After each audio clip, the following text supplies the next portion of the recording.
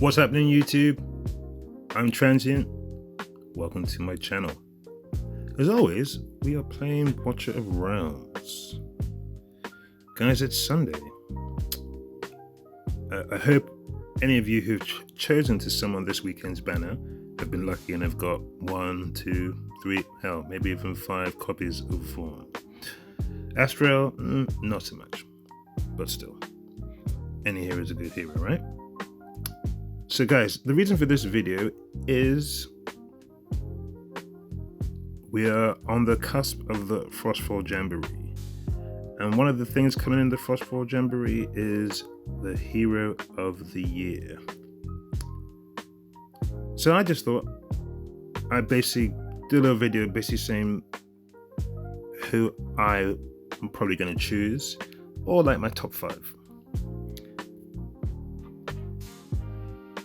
Last year, the Hero of the Year was Elwyn, if I'm not mistaken. Everyone, well, not everyone, but the broad consensus was that Elwyn was the Hero of the Year, the most valuable non-lord hero.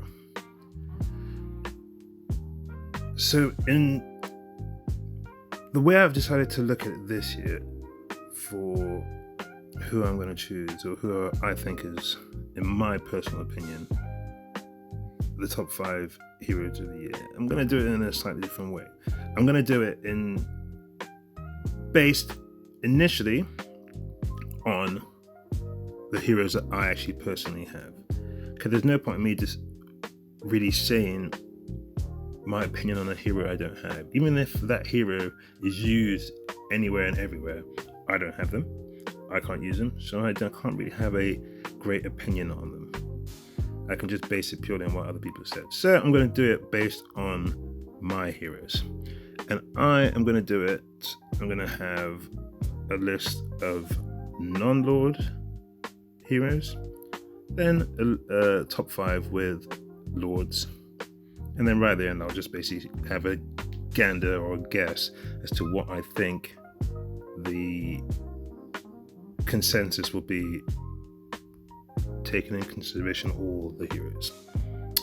So let's get started. So I think what I'll do, I'll start first with my non-lords, and then I'll go into top 5 with lords. Okay, so I think number 5, actually before I say that, now I've been playing this game I got to the first anniversary, but I didn't start at the beginning. Probably about close to 2 years now, I think I've been playing this game. Great game, love the game. So I do have quite a few heroes, but I don't have them all. And there's still some from who don't I have? Like, for example, I think actually that's it. The first weekend I started was what's his name? Hold on, let's have a look. Alright, he's a cultist. Captain Reeve, there we go. It took me a while for my brain to kick in. Captain Reeve. It was the weekend Captain Reeve was releasing the game. That was the first weekend that I started playing this game. So since then, it's probably about 2 years. So I've got quite a few heroes, but not all of them.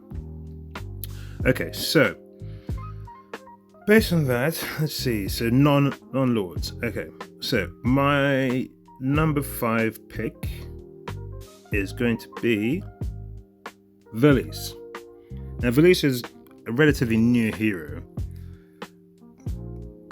but the reason I'm basically choosing it is I didn't really have any summoners, and so she was basically my first summoner. Well, when I say something, I mean obviously you've got like your Wukongs and your Anoras, but in terms of a non-limited but pure summoner, she was my first one, and she's new and she's very powerful, and she goes in conjunction with Ezra. And yeah, so she's made a huge difference to my team, and she's now she and Ezreal and Vlad, surprisingly enough, pretty much for most of our Malric runs start off at the lane 4. So yeah, very, very good. Velise is good. So yeah, she's my number 5.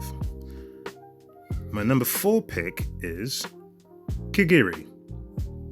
He's just awesome.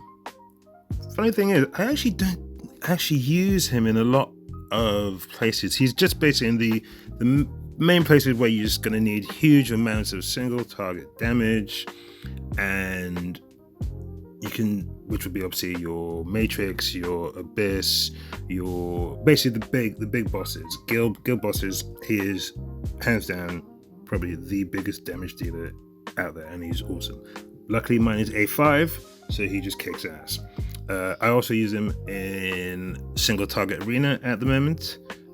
My single target team consists of Kigiri, Wukong, Leia, Eloin, and Diachan. There is another method using Ingrid as a Lord instead of Leia, but in order for that to work, you need Airless, who I don't have. So, but yeah, so Kigiri is awesome, and yeah, so he's in my top 5. Number 4. Number 3 is Nerissa. And Nerissa is, at least in my account, the healer that gets used the most. And I don't count Diachan as a healer because I don't really use Diachan for healing. No, Nerissa for healing is fantastic. Now, and in a mode which I use, or I like to play a lot, which is Malrix, she's just brilliant. Also because she is absolutely crucial to allowing you to control lane 1 for most of the Malric runes without having to worry if you got Moradin. Stick Moradin down first, stick Nerissa on, she gives him her Abyssal Favor, and then he moves off and does his thing.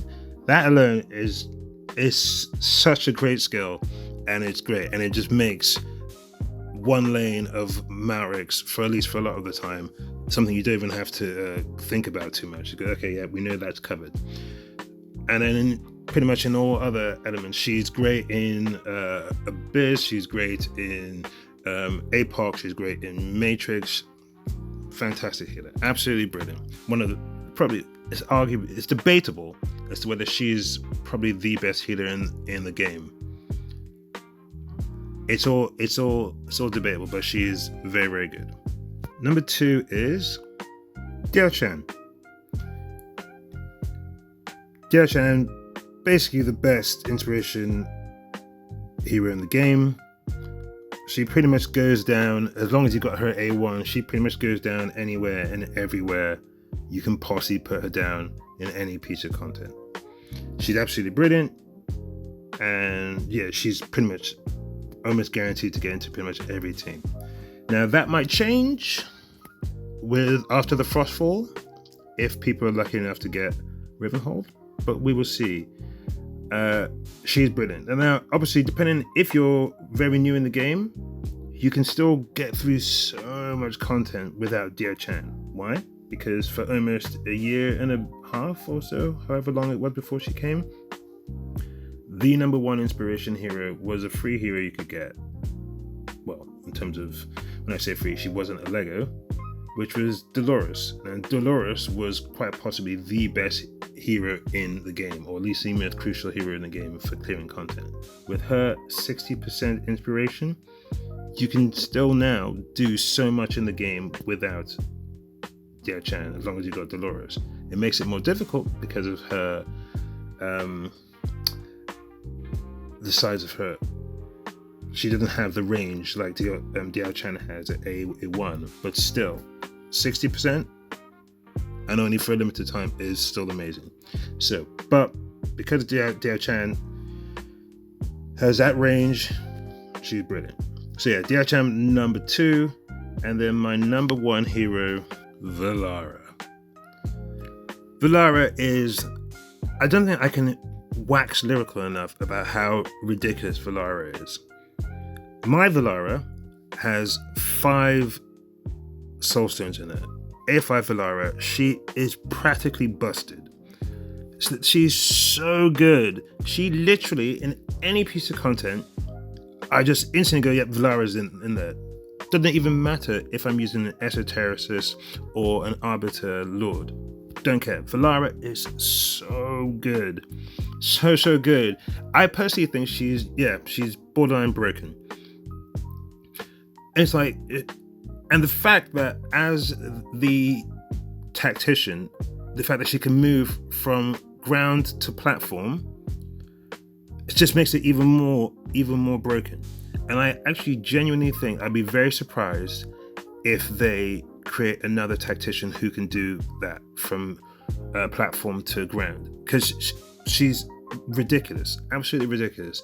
And also it's like another thing that made me think about this. I was playing AoE Arena, wasn't looking, and then basically the first wave got past me. No worries. Stick Valara down and just move her. The range of her movement when she does her ultimate is ridiculous.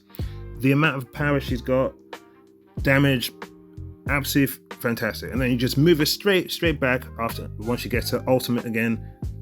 No harm, no foul. Valara is absolutely ridiculous, and she's just amazing. I genuinely think she probably should have actually been a Lord, or she could have been a Lord, had they just made some of her kit also given a little bit of support somewhere for other heroes. But honestly, Lara is so good. She's broken. This is why Moonton are going to make a lot of money this weekend when Valara comes out on the banner, because she's ridiculous. And Valara is my best hero, A5, and I'm pretty sure she will be the number 1 hero that everyone will pick, but she's definitely going to be the hero that I will be picking. So yeah, that is my top 5 basically for my heroes that do not include Lords. Let me quickly show you the ones which do include Lords. So, including my heroes, this is what I think my top 5 is. I've got Nerissa at 5, Kagiri number 4, Diao-chan number 3, Ingrid number 2, and still at number 1 is Valara. Ingrid, I mean, I have a lot of the Lords. The only Lords I don't have Ivar, who is I desperately want next. Then I don't have any other. I don't have Demi, and I don't have Elder. I don't have Twin Fiend. I don't have Rygar. And yeah. But yeah, Ingrid, amazing. Obviously, she's limited by sometimes where you can place her, but when you can place her, my Ingrid is A3. When you can place her, damage, just damage, and obviously she facilitates a lot if you can get her, Kagiri, and Wukong in the same team. Absolutely amazing. But Valara is still for me, just because at A5 she's brilliant. I don't have Ingrid at A5, and even at A5 I still think Valara, because just simply because Valara, the movement where you can move it backwards and forwards, up and down, platform, non-platform, invisible, Valara is busted. So that's the change I have if I include Lords. I did for one second think I would put Ezereth in there, because I love Ezereth. It's just cool. But realistically, in terms of how often I'm going to use him and so on, and how often I use the others, this is the top 5. And finally, I'm going to tell you what I think most people will choose for their top 5. Or I think this is what I think. I'll show you. And this is what I basically have an idea of what, in my mind, the top 5 is, kind of. So, Valara's in there, Nezar, Ingrid, Diao-chan, and Airless. Airless I don't have, but as a healer, she just seems to be everywhere, and the amount of healings that she puts out, absolutely ridiculous. So she pretty much goes down The only other healer that would go down probably before her is Nerissa, because of her abyssal favor and her range. In terms of her against Elowen, I think it's arguable or debatable whether she's now superseded Elowen. But Elis is main, so I reckon she's going to be a good shout for people's top hero. But because she hasn't been out for the entire year, maybe not. Diachan obviously there. Ingrid. Now Nezha has become fundamental for so many pieces of content.